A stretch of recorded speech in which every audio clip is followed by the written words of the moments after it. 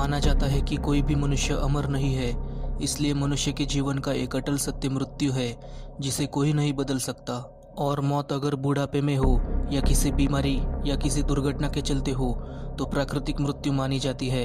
लेकिन अगर किसी की मृत्यु क्यों हुई या किस कारणवश की गई यही पता न चले तो वो मौत कहीं ना कहीं एक रहस्य पैदा करती है।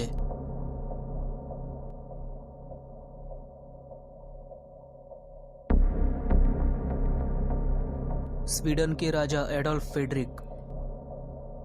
18वीं शताब्दी में स्वीडन के राजा एडोल्फ फ्रेडरिक मौत भी काफ़ी रहस्यमय मानी जाती है।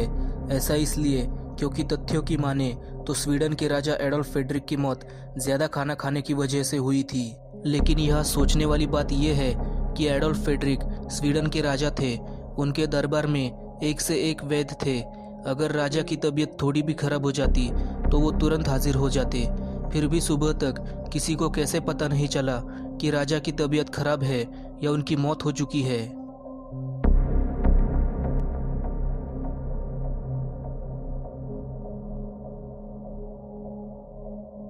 Adolf Hitler. हिटलर को आज भी दुनिया के सबसे खतरनाक तानाशाह के रूप में याद किया जाता है, जिसके तानाशाह के किस्से और उसका व्यक्तित्व आज भी कई लोगों के लिए शोध का दिलचस्प विषय है। लेकिन हिटलर के व्यक्तित्व और जिंदगी से कई ज़्यादा रहस्यमय हिटलर की मौत थी। ऐसा इसलिए क्योंकि रिपोर्ट्स बताती है कि हिटलर ने खुद को गोली मारी थी। लेकिन इस बात पर विश्वास करना बहुत कठिन होता है कि आखिर क्यों एक ऐसा तानाशाह जिसने पूरी दुनिया को परेशान करके रखा था, उसने किस डर से खुद को गोली मार ली थी।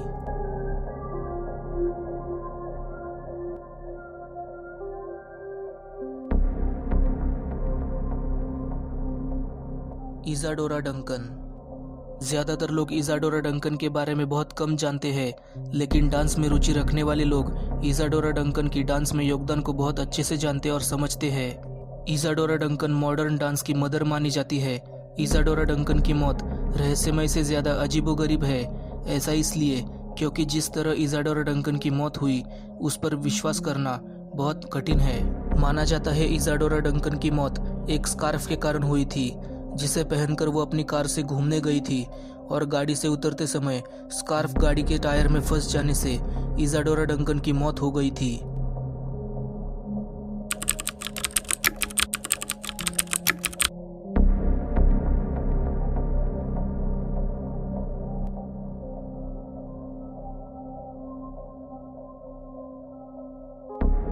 लाल बहादुर शास्त्री।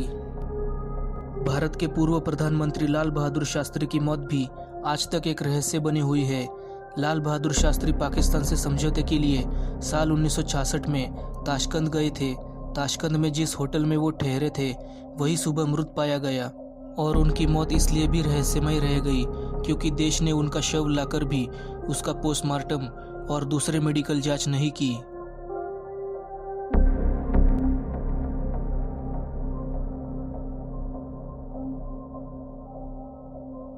श्यामा प्रसाद मुखर्जी। जनसंघ, जो आज भारतीय जनता पार्टी के नाम से जानी जाती है, उस पार्टी के संस्थापक श्यामा प्रसाद मुखर्जी वर्ष 1953 में कश्मीर में परमिट का विरोध करने गए थे।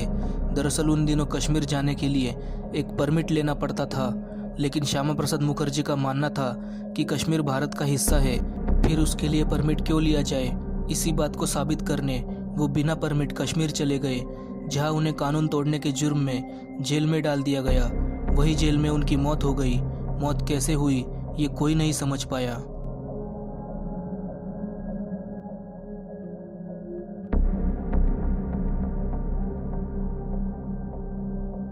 सुभाष चंद्र बोस।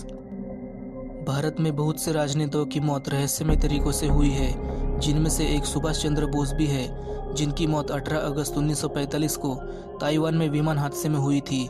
लेकिन ताइवान सरकार का कहना था कि उनके यहाँ कोई विमान हादसा ही नहीं हुआ। जो हैरान करने वाली बात थी कि अगर प्लेन ताइवान में नहीं गिरा तो क्या हुआ। देश दुनिया के इन प्रख्यात लोगों की मौत आज भी एक रहस्य है, जिनमें सबकी अलग अलग राय है, पर असल में उनके साथ क्या हुआ कोई नहीं जानता।